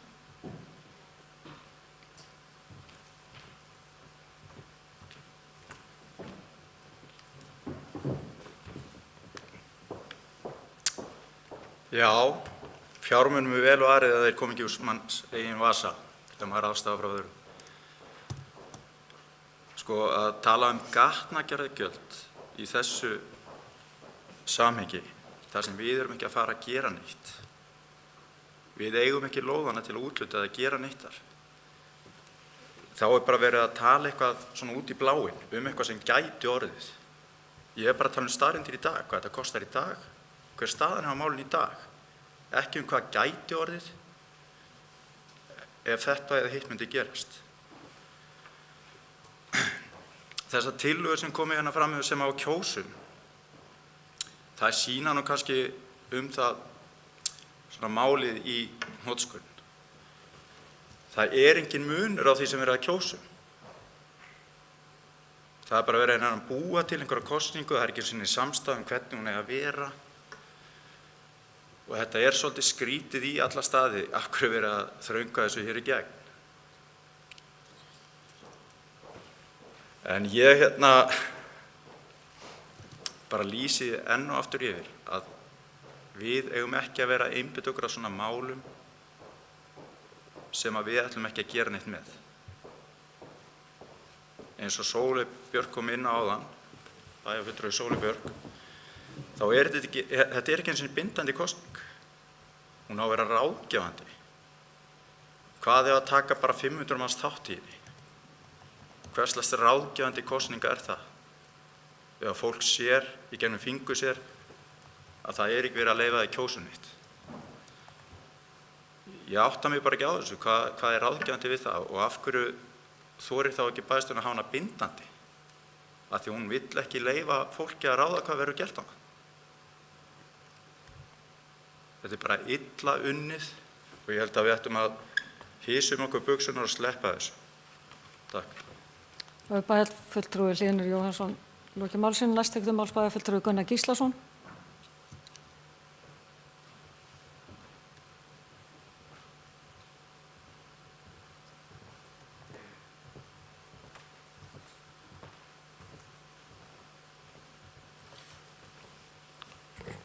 Forseti ágætu bæjarfulltrúar. Ég ætla nú að koma bara upp og lýsa skoðun minni hvað það varðar að ég styð þessa tillögu sem fram komin í íbúakosningu. Það hefur alltaf verið þannig að lýðræði kostar. Þetta í fyrsta skipti sem að við förum fram með svona íbúakosningu eins og þessa. Það verður fróðlegt að sjá hvernig það tekst til. Við erum búin að koma okkur upp tækjum til að hafa hér rafræna kosningu í tækjabúnaði sem við eigum og erum með. Það kemur alltaf að því að við þurfum að taka ákvörðun það að ef við ætlum á annað borð að nýta þessa tækni, að finna þá mál sem að hafa eitthvað gildi. Og ég nú ekki alveg sammála bæjarfulltrúa Hlyni þegar hann segir að sé ekkert að kjósa. Það búið að setja hérna fram og kynna 3 kosti. Það 25 metrarnir sem eru 6-8 hæðir. Það 22 metrarnir sem 5-6 hæðir og síðan óbreytt skipulag sem að jafnaði 4 hæðir. Og það náttúrulega bara töluverður munur á þessum tillögum og sérstaklega þessari með 25 metra hæðina. Ef að þetta náttúrulega snýst svo það hvernig þátttaka í kosningunni verður. Og það að sjálfsögðu undir okkur komið sem að ætlum að standa að þessari kosningu að reyna að standa þá fyrir umræðu og hvetja fólk til að taka þátt. Og ég vil taka undir þetta með bæjarfulltrúa Sóley Björku að við erum kannski að leggja aðeins inn í þetta mál, þessa ímynd vilja Akureyringar stíga það skref að fá aðeins fleiri hæðir upp í loft til að þétta byggð eða ekki. Við erum að fá ákveðnar vísbendingar út úr þessari kosningu. Þannig að þetta alls ekki til einskis. Og það líka annað í þessu. Við erum núna með ansi marga fjölmiðla. Sumir þeir á sjálfstýringu eða bara stýringu hvers einstakling sem aðili á honum og þar fésbókin dálítið áberandi í þessu og þegar maður sér þessa umræðu á Facebookinu þá hún bara svo villandi. Við erum enn að sjá gömlu teikningarnar af upphaflegum hugmyndum verktakans það hvað hann vildi byggja það. Hann fékk aldrei neitt vilyrði fyrir því að það byggt. Það var eingöngu vilyrði það við myndum kynna þessar hugmyndir. En málið hefur þróast, það á sér stað heilmikil umræða, hún öll neikvæð, meira og minna.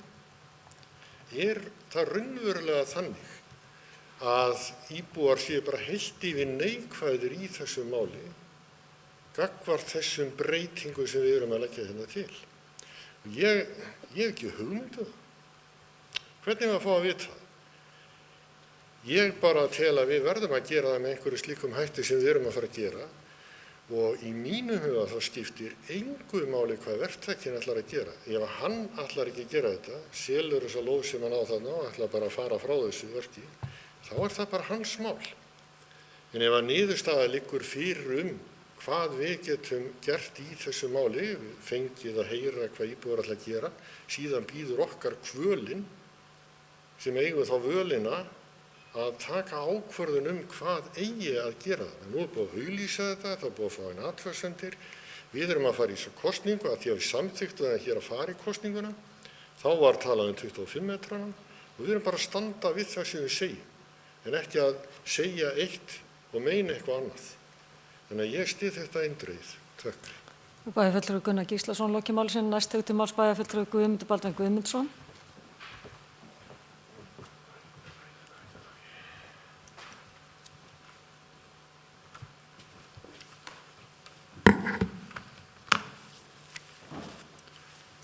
Forseti, ágætu bæjarfulltrúar.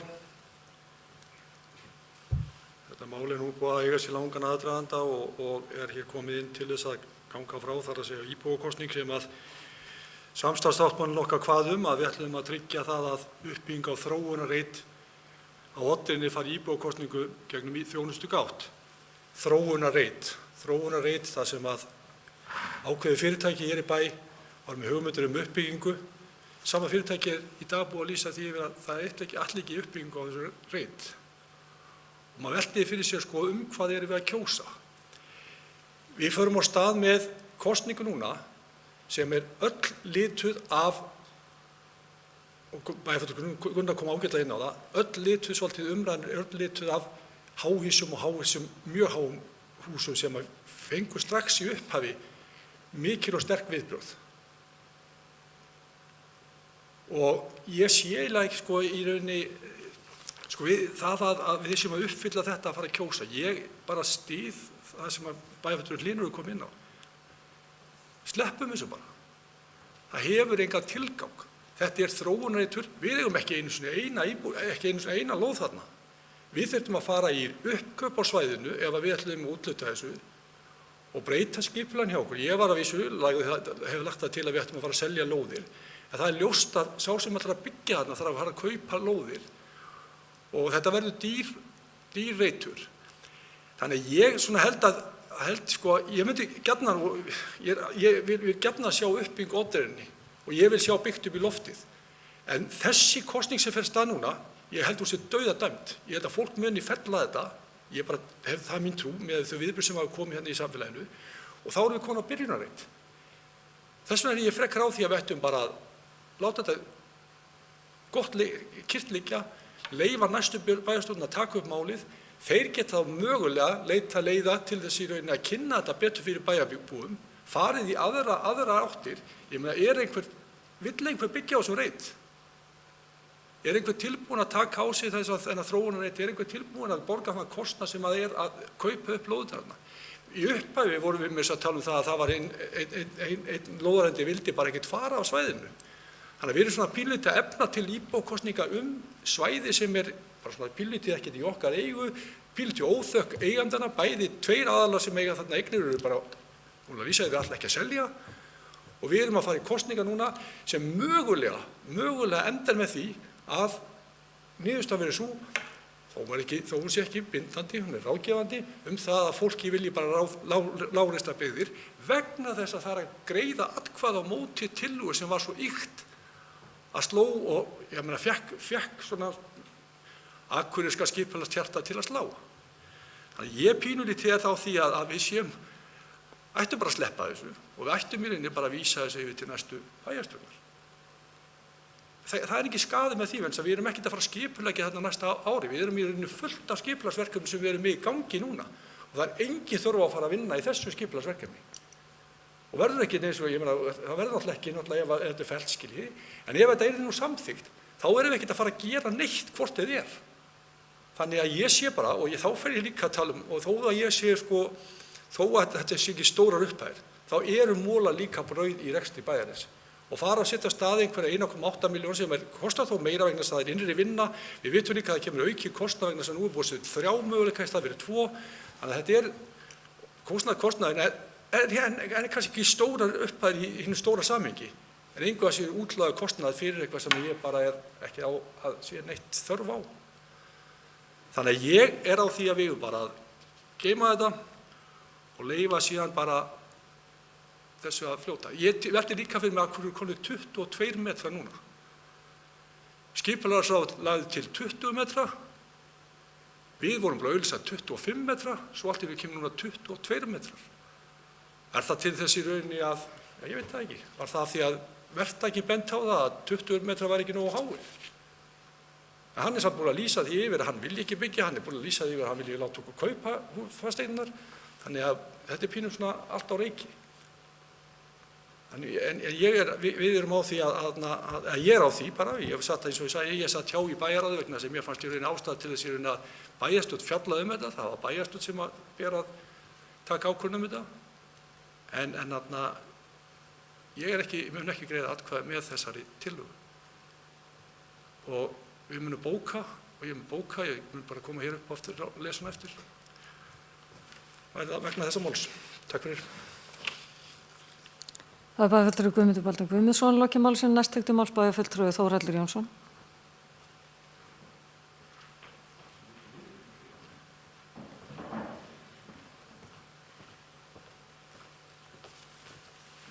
Forseti, ágætu bæjarfulltrúar, ég vil byrja á að þakka fyrir bara fínar umræður, mér finnst þetta mjög áhugavert. Skipulag á Eyrinni er svolítið svona, já, svolítið svona verkefni sem mér þykir svolítið vænt eða þætti vænt að færi svolítið uppbygging af stað því að við erum með vannýtta innviði og það liggja gríðarleg tækifæri í uppbyggingu á þessu svæði. Svo í svari bæjarfulltrúa Guðmundi Baldvin varðandi 22 metrana að þá grennslaðist ég fyrir að beiðni bæjarstjórnar að varðandi 6 hæðir hvað þyrfti til og þá er þarna ákvæði að jarðhæðin hýsi verslun eða aðra þjónustu og þá er krafist meiri lofthæðar þannig að til þess að koma fyrir 6 hæðum að þá þyrftu að fara í 22 metra eru þau svör sem ég fekk þannig er kannski þessi 22 metra tilkomnir burt sér frá því sem að skipulagsráð var að velta fyrir sér með 20 metrana en mér líst ekki illa á þetta er ráðgjafandi kosning sem að fer þá fyrir bæjarstjórn og fyrir skipulagsráð og er þá hægt að taka tillit til og vonandi sér fólk sér hag í því að taka þátt í svona íbúakosningu. Það er verið að færa fólkinu í ákveðin völd og mér finnst bara, ég á alveg svona að fólk sé alveg tilbúið að taka þátt í þessu. Ég heyr ekki bara neikvæðar raddir, ég heyr alveg þá sem að vilja sjá uppbygginguna verða raunverulega að veruleika og varðandi framsetninguna að þá er þessi peningur sem er ætlaður í þetta að hann er akkurat til þess að útboða gögn, til þess að sýna fólki þessa valkosti sem að við stöndum frammi fyrir þá með mismunandi hæðir en ekki endarlega upphaflegu hugmyndina sem að verktakinn lagði fram á sínum tíma.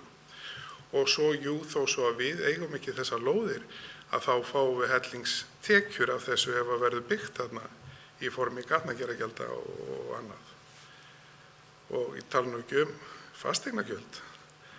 Og þarna segjum þetta verið 4.000 fermetrar að þá munar minna. Og ég tala nú ekki ef að fjölgar íbúum og við getum farið að nýta skólana þarna í staðinn fyrir að byggja nýja skóla í úthverfum bæjarins. Þarna erum við að nýta innviði leikskóla og skóla sem eru til staðar. Og það fækkar börnum á þessu svæði. Ég held sko að við erum með reyndar fleiri reiti á Eyrinni sem eru mjög spennandi, sem við erum að vinna í, sem eru miklu minni og fara vonandi af stað á næsta ári. Ég ætla ekki að segja í ár, en það er verið að vinna í því á fullu og ég bara held að þessi íbúakosning sé bara fín tilraun, hún kostar auðvitað einhvern pening, við settum þetta inn í okkar samkomulag, við myndum fara í þetta og mér finnst bara allt til að við stöndum við það gagnvart bæjarbúum, burt sér frá því hvað verktakinn hefur hugsað sér að gera. Það er alveg búið að sýna verktakanum fram á það að það borgar sig alveg þó hann myndi ekki byggja nema 5 hæða randbyggð á þessu svæði, að þá kemur hann fyrir sama byggingamagni eins og hann áformaði í turnunum sínum. Þannig að segja það að þetta borgi sig ekki, það stenst ekki. Þannig að þetta er alveg hægt. Það er bara spurning áhuga og hvort að hann eða einhver annar hefur áhuga. Við þurfum líka að fá þessa vísbendingu frá bæjarbúum. Erum við bara föst í því að það megi bara ekki byggja hærra hús en 4 hæða í bænum eða ætlum við að vera þar? Við þurfum að fá svör frá bæjarbúum líka.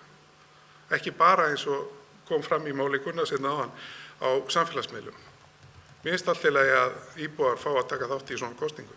Takk fyrir. Það er bæjarfulltrúi Þórhallur Jónsson lokið máli sínu, orðið er laust. Næst tekur til máls bæjarfulltrúi Hilda Jana Gísladóttir.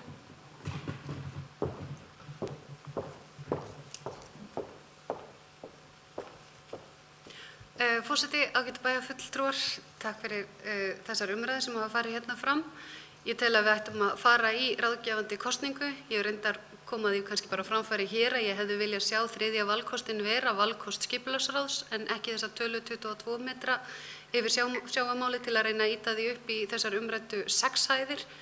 En þar sem að þetta er ráðgefandi kosning þá er þetta sjálfsögðu verðmætar upplýsingar fyrir okkur sem að teljum okkur stundum fá skilaboð frá samfélaginu í gegnum samfélagsmiðla þar sem örfáir einstaklingar taka þátt í umræðinu og þarf ekki endurlega að endurspegla raunverulegan vilja bæjarbúa og ég held að þetta geti tengst ýmis annarri uppbyggingu, ekki síst í innbænum og á Oddeyrinni og í miðbænum og svo framvegis hvert hugur bæjarbúa leiðir þá í þessari umræðu allri saman og þetta er ekki eina máli, það er Tónatröð, það er miðbærinn.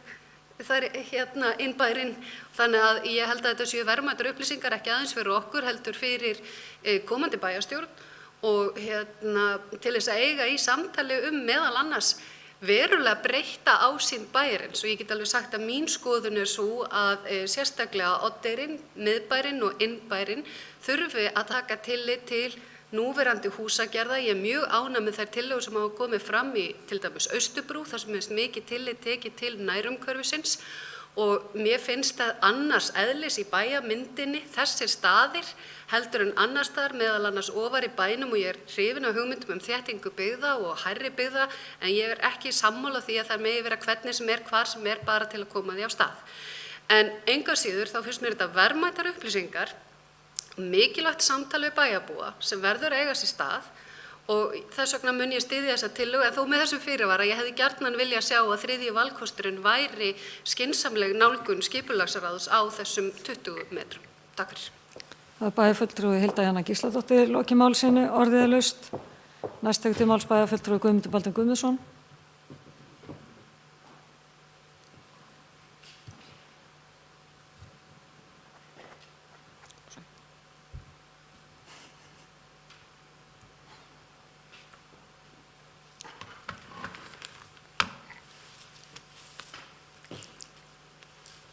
Forseti, ágætu bæjarfulltrúar, þetta eru skemmtilega umræður af því við erum held ég öll svolítið sammála það að við viljum sjá uppbyggingu á Oddeyrinni og við teljum líka mikilvægt í rauninni að það takist vel til og við fáum gatnagerðargjöld og getum farið að búti peninga og svo framvegis. Það gerist ekki á þessu kjörtímabili og það núna að fara að setja þessa, ég hef áhyggjur af þessu og það getur vel verið að ég hafi bara rangt fyrir mér. Og það sé bara ekki svoleiðis. Kannski verður þetta bara samþykkt og við byggjum hérna 25 metri í blotti ef við byggja á þessu svæði.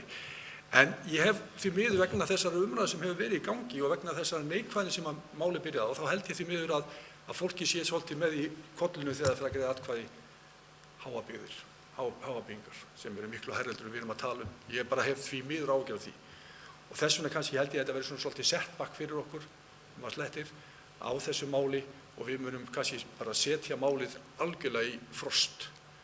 Þessu hefði ég frekar vilja bara sjá við bara slepptum þessu og leyfum þessu bara næstu bæjarstjórn sem að þarf að fara að taka á þessu. Við erum ekki að fara að gera á þessu kjörtímabili. Það er enginn að fara að gera þetta neitt.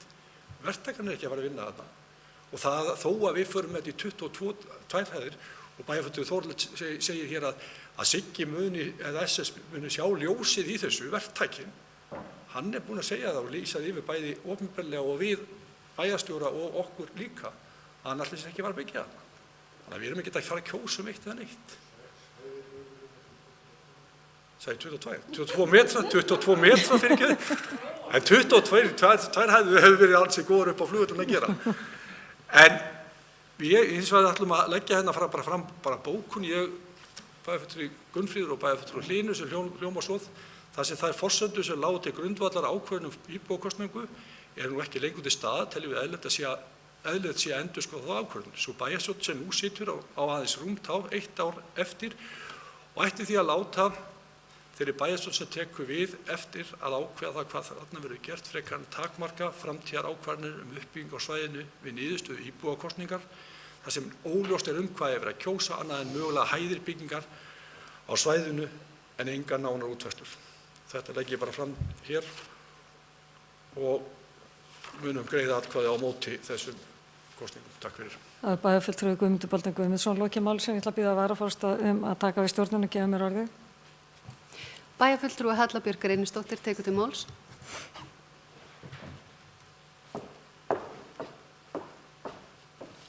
Forseti, ágætu bæjarfulltrúar. Ég mun styðja tillöguna. Ég tel að eins og að bæjarfulltrúi Guðmundur Baldvin reyndi að koma inn á, þetta gerist ekki á þessu kjörtímabili, en skipulagsmál taka langan tíma og ég held að þetta þoki okkur í rétta átt og við eigum ekkert að stoppa þó að það sé ekki okkar kjörtímabil, við hljótum að hugsa miklu lengra fram í tímann.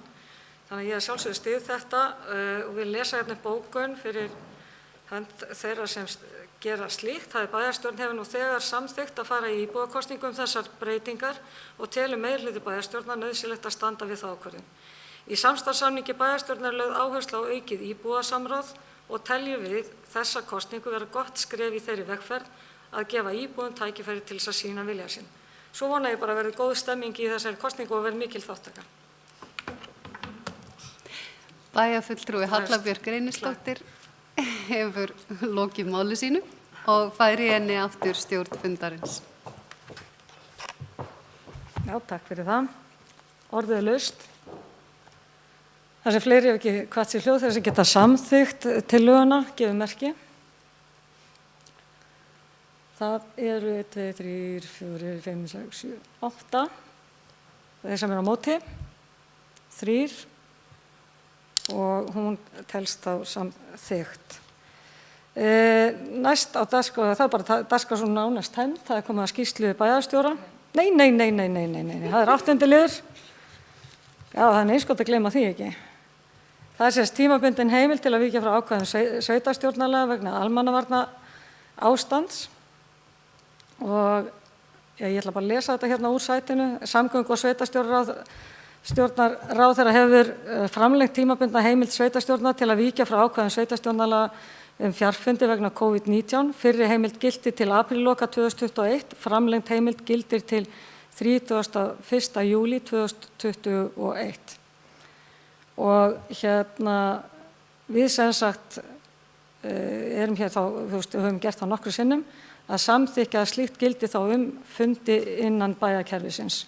Þeir sem geta samþykkt það, gefum mér, já, orðið er laust og gjörðu svo vel. Bæjarfulltrúi Hilda Jana Gísladóttir tekur til máls. Forseti, ágæti bæjarfulltrúar, afsakið ég komið aðeins og seint inn í bara datta í hug í sætuna því við höfum rætt þetta margoft, þar að segja að koma fram með hvatningu til þess að heimildi til fjarfunda sveitarstjórna verði gerð varanleg og leggið það til að við bætum því við í þessu samhengi. Takk fyrir. Já, það kom til að ég bæta við hvatningu til ríkisstjórnarnum að hafa þetta varlega heimild til þess að geta samþykkt það, gefið merki. Og þeir sem geta þá samþykkt, eða byrjuðu, Þórhallur, varstu með? Já, 11. Og þeir sem geta þá samþykkt að þessi heimild gildi þá yfir fundi bæjarins gefið merki. Það eru 11. Takk fyrir það. Þá er komið að skýrslu bæjarstjórnar. Til máls tekur bæjarstjóri Ásthildur Sturludóttir. Forseti, ágætu bæjarfulltrúar. Það hefur helst borist til tíðinda frá því að bæjarstjórn kom saman síðast að Sjúkratryggingar Íslands hafa samið við Heilsuvernd hjúkrunarheimili EHF að taka við rekstri öldrunarheimila Akureyrar og hefur samningur þess efnis verið staðfestur af heilbrigðisráðherra og það var gert í síðustu viku.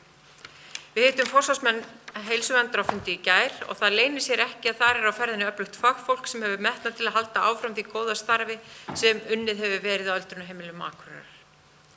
Nú eru blikur á lofti hvað varðar COVID-19 smit á Íslandi og svo var einnig fyrir páska.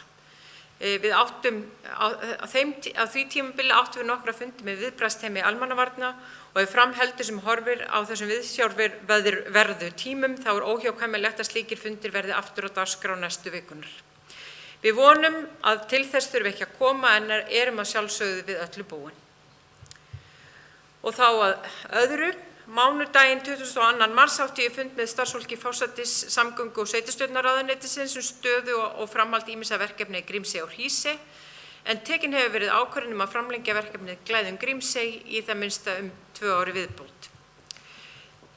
Daginn eftir var eigendafundur Norðurorku og þann sama dag hélt ég kynningu á starfsemi sveitarfélagsins fyrir fólk af erlendum uppruna sem stundar íslenskunám í Símey. Við áttum síðan fjarfund með starfsfólki mennta- og menningarmálaráðuneytisins þau áform að koma á laggirnar listnámi á háskólastigi á Akureyri. Og loks var haldinn í Hofi kynningarfundur verkefnið Tryggð byggð á vegum félagsmálaráðuneytisins, samgöngu- og sveitarstjórnarráðuneytisins og húsnæðis- og mannvirkjastofnunar. Og ég átti enn fremur stuttan fund með forstjóra húsnæðis- og mannvirkjastofnunar skipulags- og byggingamál og brunavarnir. Föstudaginn 27. mars var aðalfundur Lánas- og sveitarfélaga haldinn og þriðjudaginn 30. mars áttu við ánægjulegan og upplýsandi fund með Öldungaráði Akureyrarbæjar þar sem ég fór meðal annars yfir stöðuna sem þá var uppi varðandi öldrunarheimilin. Síðan tók við langþráð páskafrí en laugardaginn fyrir páska mætti ég niður á kaja til að taka á móti nýju glæsilegu skipi Samherja, Vilhelm Þorsteinsinni EA11 og færði áhöfninni blóm með hamingjuóskum frá bæjarstjórn í tilefni dagsins. Nú síðustu vikunar hefur dómnefnd tillögur að viðbygging og breytingum á Ráðhúsi Akureyrarbæjar fundað reglulega. Eftir forval hafa 4 fyrirtæki verið valin til þess að skila tillögum að breytingum fyrir 24. júní næstkomandi og dómnefnd mun kveða upp úrskurð sinn eigi síðar en 12. júlí. Það hef ég upp á síðkastið átt góða fundi með suðstjórum hverjum fyrir sig þar sem hefur verið farið ítarlega yfir verkefni þar sem af árinu, 90 dagasbrettina og starfsáætlanirnar. Og það verður svona sagna að segja að þetta svona heilt yfir að ganga vel og þetta heldur fólki vel við efnið. Nú seinnipartinn í gær var haldinn opinn fjarfundur á vegum Sambands íslenskra sveitarfélaga í samstarfi við félagsmálaráðuneyti og Vinnumálastofnun hið nýja átaksverkefni Hefjum störf sem ég vona sannarlega eftir að skila góðum árangri og geti nýst Akureyrarbæ vel í að minnka atvinnuleysi og koma fólki til verka. Og það má geta þess að við ræddum þetta sérstaklega á suðstjórafundi í dag. En annað var það ekki. Þá er bæjarstjóri Ásthildur Sturludóttir í loki málsins og dagskrá er þá tæmd. Eftirtaldar fundagerðir eru lagðar fram til kynningar. Afgreiðslufundur byggingafulltrúa 18., 25. og 30. mars, 8. og 15. apríl. Bæjarráð 18. og 25. mars, 8. og 15. apríl. Frístundaráð 17. mars og 14. apríl. Fræðsluráð 15. mars og 12. apríl, skipulagsráð 31. mars og 14. apríl, stjórn Akureyrarstofu 25. mars og 15. apríl, umhverfis- og mannvirkjaráð 12. og 27. mars og velferðarráð 17. mars og 7. apríl. Þessar fundagerðir má allar nálgast á heimasíðu bæjarins og ég segi þá fundi slitið klukkan 17:45. Takk fyrir góðan fund.